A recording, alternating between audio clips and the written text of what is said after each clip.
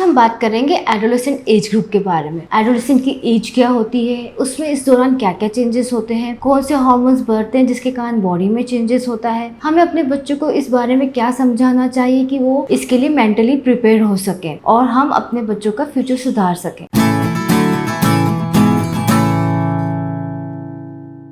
नमस्कार, मैं डॉक्टर मुदिता जैन, एक high risk pregnancy consultant, laparoscopic surgeon and cosmetic gynaecologist. आज इस विषय पे आपसे चर्चा करूंगी। अगर हम एडोलेसेंट एज ग्रुप की बात करें तो एडोलेसेंट का एज ग्रुप होता है 10 से 19 वर्ष का। हम बहुत बार टीनेज ग्रुप सुनते हैं, हमने कभी एडोलेसेंट वर्ड नहीं सुना होता है। तो टीनेज का जो एज ग्रुप होता है वो होता है 13 से 19 वर्ष का, और एडोलेसेंट का ही एक पार्ट होता है टीनेज ग्रुप। तो अब हम बात करते हैं कि हमारे बच्चों में चेंजेस किस कारण से आते हैं। तो चेंजेस जानने के पहले ये चेंजेस होते क्यों है इस बारे में समझना चाहिए। हमारी बॉडी में एक हाइपोथैलेमस नाम का ग्लैंड होता है जिससे बहुत सारे हार्मोन्स निकलते हैं। Growth hormone, follicle stimulating hormone, LH hormones, luteinising hormones, इस तरह के बहुत सारे हार्मोन्स निकलते हैं। तो उसके कारण क्या होता है कि ये डिफरेंट पार्ट्स पे एक्ट करता है और उसी के कारण हमारे बॉडी में चेंजेस आते हैं। अब चेंजेस की बात करें तो क्या क्या समझ में आता है। हमें हमारा हाइट बढ़ना समझ में आता है, ब्रेस्ट डेवलपमेंट समझ में आता है, हेयर ग्रोथ डेवलपमेंट समझ में आता है, हमारे प्राइवेट पार्ट्स में, अंडर आर्म्स में हेयर ग्रोथ होता है। उसके बाद हमें समझ में आता है कि हमारे पीरियड्स आना शुरू हो गए, जिसे कि हम मिनार्की की एज कहते हैं। उसके बाद हमारे इसमें स्वेट ग्लैंड्स का डेवलपमेंट होता है। स्वेट ग्लैंड्स का डेवलपमेंट मतलब कि एक्नेस का फॉर्मेशन होता है, स्मेल का फॉर्मेशन होता है। तो ये सारी चीजें जो होती है वो हार्मोनल चेंजेस के कारण होती है। अब कौन से हार्मोन्स इसके ऊपर एक्ट करते हैं तो मानते हैं हम एस्ट्रोजन हार्मोन्स वगैरह रहते हैं, ग्रोथ हार्मोन्स रहते हैं जो इस पे अफेक्ट करता है। अब अगर हम बात करें तो हमें सबसे ज्यादा चिंता रहती है कि अगर हमारे बच्चे का महीना शुरू हो गया है तो उसका हाइट का डेवलपमेंट कम हो जाएगा या बंद हो जाएगा। तो आपको हम बता दें कि हाइट का डेवलपमेंट यूजुअली 16 साल तक की उम्र में कंटिन्यूएशन में होता है। बच्चों की ग्रोथ के 2 स्पर्ट्स आते हैं। एक उनका जो स्पर्ट होता है वो एडोलेसेंट एज ग्रुप के स्टार्टिंग में होता है, और एक जो स्पर्ट होता है वो महीना आने के बाद भी हो सकता है और उसके पहले हो सकता है। पर आपको चिंता करने की जरूरत नहीं है क्योंकि 16 ईयर्स की एज तक आपके बच्चे की हाइट बढ़ती है। सेकंड चीज की अगर हम बात करें तो होती है ब्रेस्ट डेवलपमेंट। जब भी बच्चों का ब्रेस्ट डेवलपमेंट शुरू होता है तो उनको चेस्ट में एक हैवीनेस लगने लग जाती है।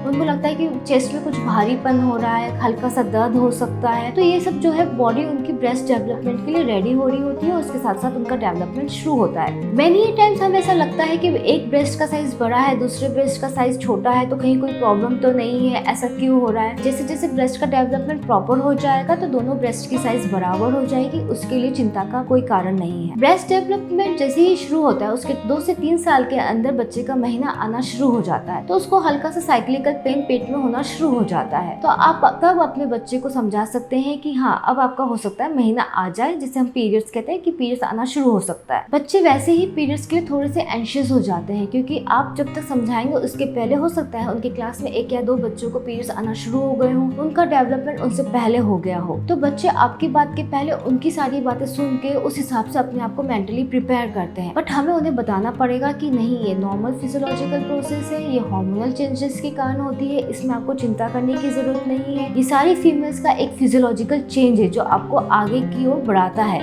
जिससे आप और बड़े होते हैं। कई फैमिलीज में टैबूज होता है कि नहीं, यहाँ पे नहीं जाना चाहिए, यहाँ नहीं छूना चाहिए, यहाँ पे आपको नहीं बैठना चाहिए। बच्चा वैसे ही अभी डरा हुआ रहता है, इमोशनली अनस्टेबल रहता है, मेंटली इतना स्टेबल नहीं होता क्योंकि उसका पीरियड्स पहले या दूसरी बार ही आया है। और अगर हम उसके ऊपर फैमिली टैबूज लगा देते हैं, उसको बिल्कुल भी इस चीज का फ्रीडम नहीं देते, तो बच्चा और अनस्टेबल हो जाता है, थोड़ा सा डिप्रेशन की तरफ जाता है। तो हमें अपने बच्चों को बिल्कुल मेंटली स्ट्रांग रखना चाहिए, थोड़े फैमिली टैबू से उनको दूर रखना चाहिए। उनको बताना चाहिए कि एक एस्ट्रोजन नाम का हार्मोन होता है जो आपके यूट्रस के अंदर, बच्चेदानी के अंदर एक झिल्ली बनाता है। अगर गर्भ धारण कर लेते हैं या प्रेगनेंसी हो जाती है तो ये झिल्ली कंटिन्यू हो जाती है, पर अगर गर्भ धारण नहीं होता है तो नॉर्मली ये पीरियड्स के दौरान बाहर निकल जाती है झिल्ली। तो दिस इज साइंटिफिकली प्रूवन कि एक फिजियोलॉजिकल प्रोसेस है, इसमें कोई भी टैबू नहीं है, इसमें कोई खराब गंदा खून बाहर नहीं निकलता है। क्या क्या फैक्ट्स है जो हमें हमारे बच्चों के लिए जानना जरूरी है और हमारे जानने के बाद हमें अपने बच्चों को बताना जरूरी है। हर बच्चे की अलग अलग एज ग्रुप होती है जब उनको पीरियड्स आना शुरू होते हैं। किसी को 9 कंप्लीट होकर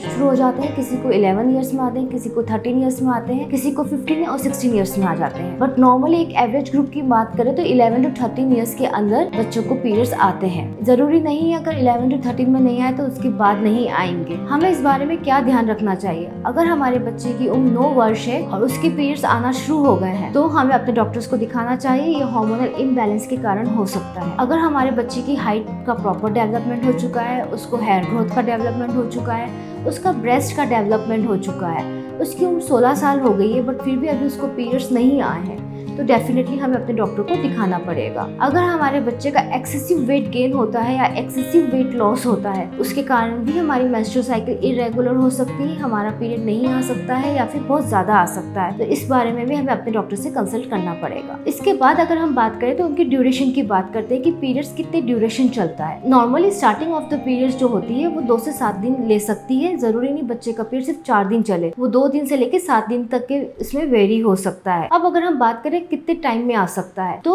30 से 35 दिन, 35 से 40 दिन, 1.5 महीने तक में भी अगर बच्चों का पीरियड आता है तो ये नॉर्मल है। बट हमें इसमें क्या समझना चाहिए कि अगर एक बार उनका पीरियड रेगुलराइज हो जाए, हर 1.5 महीने में आ रहा है साल भर तक तो रेगुलर माना जाएगा, हर महीने आ रहा है साल भर तक तो रेगुलर हो जाता है। अगर 1 साल में अगर आपके बच्चे का पीरियड रेगुलर हो गया है, उसके बाद एबनॉर्मल होता है, तो आपको अपने बच्चे के लिए कंसल्ट करने की जरूरत पड़ सकती है। अगर हम बच्चे के ब्लड फ्लो की बात करें कि ब्लड फ्लो कितना हो रहा है, अगर 2 से 7 दिन तक हो रहा है, बिल्कुल रेगुलराइज्ड है, मतलब कि क्वांटिटी इसकी ओके है, बच्चे 2 से 3 पैड ही चेंज करते हैं हाइजीन के हिसाब से, तो ये नॉर्मल है। पर अगर 2 दिन से कम होता है या 7 दिन से ज्यादा चलता है या फिर इतने पैड्स चेंज करने पड़ जाते हैं कि आपका बच्चा बहुत परेशान हो जाता है, तो डेफिनेटली आपको डॉक्टर को दिखाना चाहिए। वो आपको कुछ मेडिकेशन प्रिस्क्राइब कर सकते हैं ताकि हैवी फ्लो उनका कंट्रोल में आ सके। इसके साथ ही अगर महीना चलता है तो बच्चे को हल्का सा पेट में क्रैम्प हो सकता है, पाँव में हल्की सी स्वेलिंग रह सकती है, पाँव में भी क्रैम्प हो सकता है। पर अगर आपके बच्चे के पेट में इतना दर्द है कि वो बिल्कुल पलंग से नहीं उठ पा रहा है, स्कूल नहीं जा पा रहा है, तो डेफिनेटली एक बार जाके अपने गायनेकोलॉजिस्ट से मिले, वो आपको कुछ न कुछ एडवाइस करेंगे, उनका अल्ट्रासाउंड वगैरह कराएंगे, कुछ मेडिकेशंस देंगे जिससे उसको कंट्रोल किया जा सके और देख सके कि कुछ एबनॉर्मलिटी तो नहीं है। हम एज पेरेंट्स परेशान होते हैं उनके ब्रेस्ट डेवलपमेंट के लिए, हाइट के लिए एंड मेंस्ट्रुअल प्रॉब्लम्स के लिए,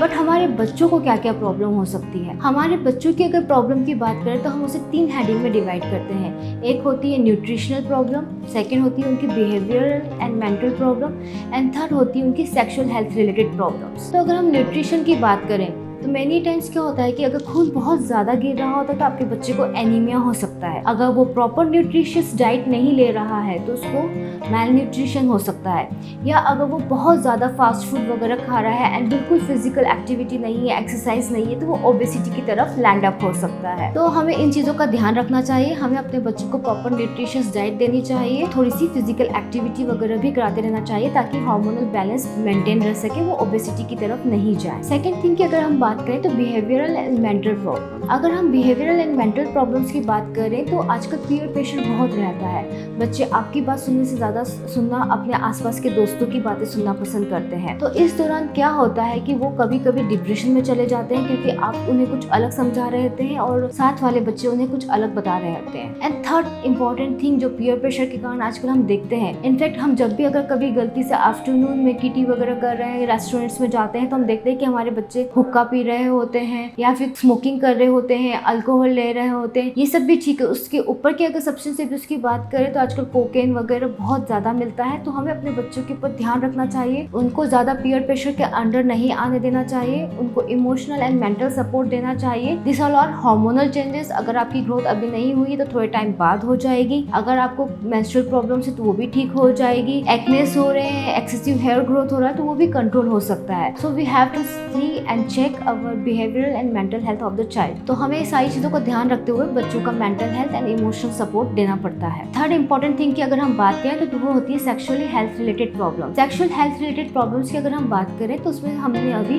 मेंस्ट्रुअल हेल्थ रिलेटेड प्रॉब्लम्स को देखा समझा। उसके बाद अगर हम बात करें तो प्रॉब्लम होती है वजाइनल डिस्चार्ज की एंड इचिंग की। तो जब वजाइनल डिस्चार्ज होता है तो साथ साथ जब अगर हम हाइजीन का मेंटेनेंस नहीं करते हैं तो इचिंग हो जाती है। तो हमें अपने बच्चों को हाइजीन मेंटेनेंस सिखाना चाहिए। हमें उन्हें बताना चाहिए कि आप जब भी वॉशरूम जाएं तो सबसे पहले बाथरूम की जगह को धोएं, उसके बाद लेटरिन की जगह को धोएं, तो उससे आपकी वजाइना क्लीन रहेगी। एक्सेसिव व्हाइट डिस्चार्ज जो आसपास चिपका हुआ रहता है वो क्लीन हो जाएगा, उसके कारण आपको इचिंग नहीं होगी। साथ ही साथ बच्चों को इस समय कॉटन पैंटीज जरूर पहना है। उनको अगर हाइजीन के बारे में बताएंगे तो उनसे और आगे की चीजों में भी उनको हेल्पफुल रहेगा। थर्ड इंपॉर्टेंट चीज जो हम सबके लिए बहुत ही डेंजरस विषय है वो है उनकी अर्ली सेक्सुअल एक्टिविटीज का स्टार्टिंग। अगर बच्चों को अर्ली सेक्सुअल एक्टिविटी की स्टार्टिंग हो चुकी है तो उनको सेक्सुअली ट्रांसमिटेड डिसीजेस होने के चांसेस रहते हैं। सबसे ज़्यादा जिस चीज़ के लिए हम घबराते हैं वो होती है टीनेज प्रेगनेंसीज। टीनेज प्रेगनेंसीज मतलब 13 से 19 साल की उम्र तक की प्रेगनेंसी, जिसके लिए हम सबको चिंता होती है। इनफैक्ट गवर्नमेंट ऑफ इंडिया भी इस टीनेज प्रेगनेंसी पे काम कर रही है कि इसको कैसे प्रिवेंट किया जाए एंड उसको कैसे अवॉइड किया जाए। थर्ड इंपॉर्टेंट थिंग जो हर माँ बाप के लिए बहुत दुख का विषय होता है वो होता है अनसेफ अबॉर्शंस। हार्मोनल चेंजेस के कारण बच्चों में बहुत फिजिकल अट्रैक्शन होता है, उन्हें समझ में नहीं आता है कि ये फिजिकल अट्रैक्शन क्या है, क्यों है, वो उस बहाव में बह जाते हैं। उसका मतलब ये नहीं होता कि वो सेक्सुअली एक्टिव है, वो बस एक्सपेरिमेंट्स करते हैं, उस एक्सपेरिमेंट्स के साथ उनके साथ मिसहैप हो जाता है जिसके कारण वो प्रेग्नेंट हो जाते हैं। बट वो इतने कॉन्शियस होते हैं कि वो आपके पास नहीं आते अपनी प्रॉब्लम बताने के लिए। वो किसी XYZ फ्रेंड की हेल्प लेते हैं, वो किसी XYZ अंकल की हेल्प लेते हैं। तो उसमें क्या होता है कि वो अनवांटेड किड्स ले लेते हैं या फिर कुछ और मेडिकल अबॉर्शन के लिए चले जाते हैं, किसी दाई बाई के पास चले जाते हैं जो कि अनएथिकल एंड अनसेफ अबॉर्शंस करते हैं, जिससे आपके बच्चे की जान को खतरा हो जाता है, उसके आगे की फ्यूचर लाइफ को खतरा हो जाता है। तो we have to counsel our kids कि नहीं भाई, अगर कुछ ऐसा भी होता है तो we are there to support you. तो हमें पहले खुद इस चीज के लिए मेंटली स्ट्रांग होना पड़ेगा, जिसके कारण हम अपने बच्चे को स्ट्रांग फील करा सके, उनको ये विश्वास दिला सके no we are there for you. तो